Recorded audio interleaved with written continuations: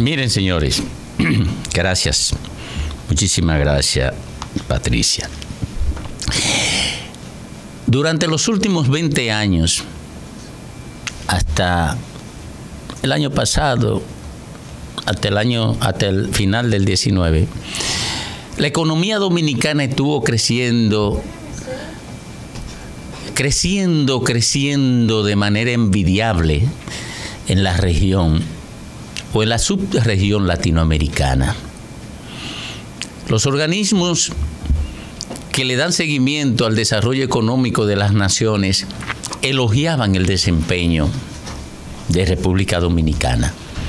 Un promedio de crecimiento que superaba el 6% durante 2 décadas. Para cualquier nación del mundo, eso es motivo de satisfacción. Es más, miren, en la crisis internacional del 2008, República Dominicana no sufrió.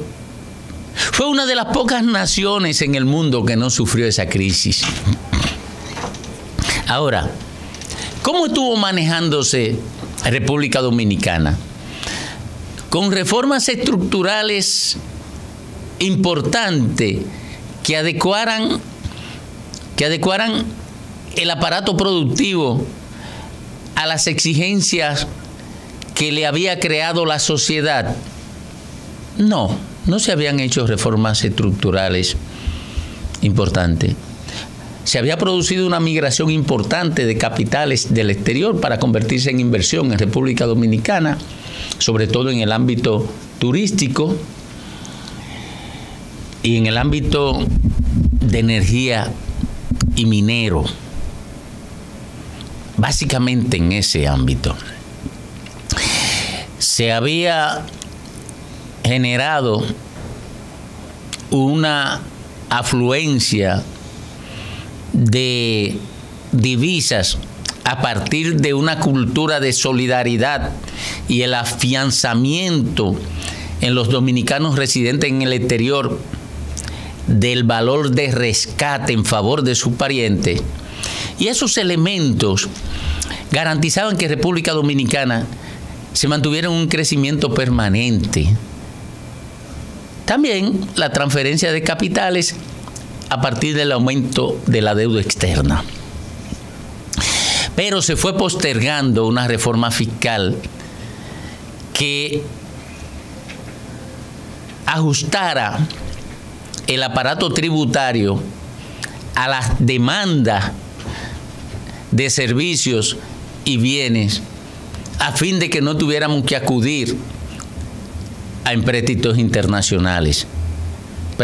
Preferimos acudir a los empréstitos para financiar la estabilidad de la economía dominicana, pero no se financió con recursos propios. La estabilidad económica nacional no se financió con recursos propios. ¿Por qué no se financió? Bueno, porque el PLD no quería pagar el costo político de una reforma fiscal que afectara a la clase media y a lo de abajo, y acudía a pequeños parches. Y los ricos, los que habían visto multiplicarse su fortuna por 3, por 4, por 5 y hasta por 10 en esos 20 años, se negaban a aceptar cargas impositivas adicionales.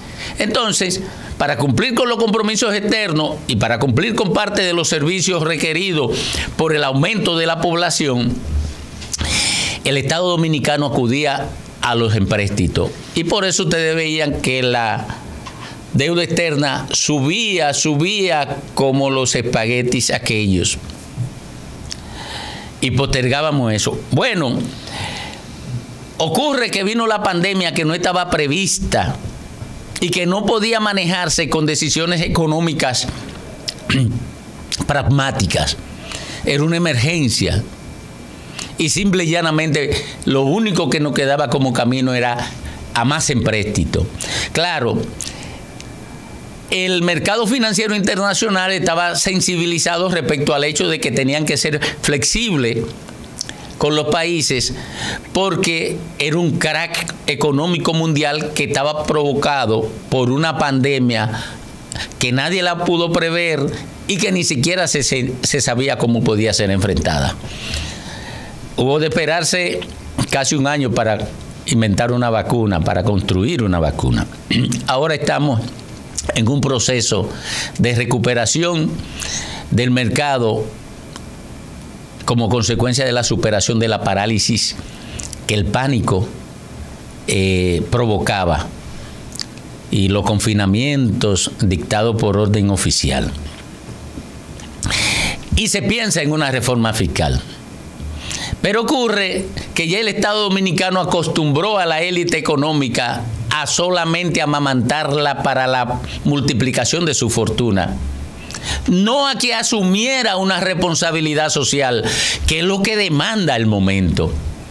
Y aquí estamos enfrentados a una situación en la que el gobierno efectivamente no sabe qué hacer, porque no quiere pagar el costo social. Está muy presente en el imaginario social el discurso de el gobierno cuando eran entes de oposición, de que el gobierno pasado lo único que hacía era dilapidar dinero y utilizar el dinero en corrupción, y por tanto no eran necesarias reformas fiscales, ni siquiera los parches fiscales que adoptó el gobierno pasado o los gobiernos del PLD. Y este es un gobierno esencialmente empresarial. Por tanto, es muy poco lo que está en capacidad de hacer que afecte a los empresarios. Y es un gobierno, aparte de empresarial, seducido por el marketing. De manera que es muy poco lo que sería capaz de hacer afectando su imagen frente a la población. De tal suerte que el gobierno de Luis Abinader, frente al imperativo de una reforma fiscal y hacia dónde dirigirla, está en una trampa. Vamos a ver cómo saldrá de esa trampa este gobierno, porque los de abajo no quieren más carga y los que pueden cargar no quieren que nada se le toque.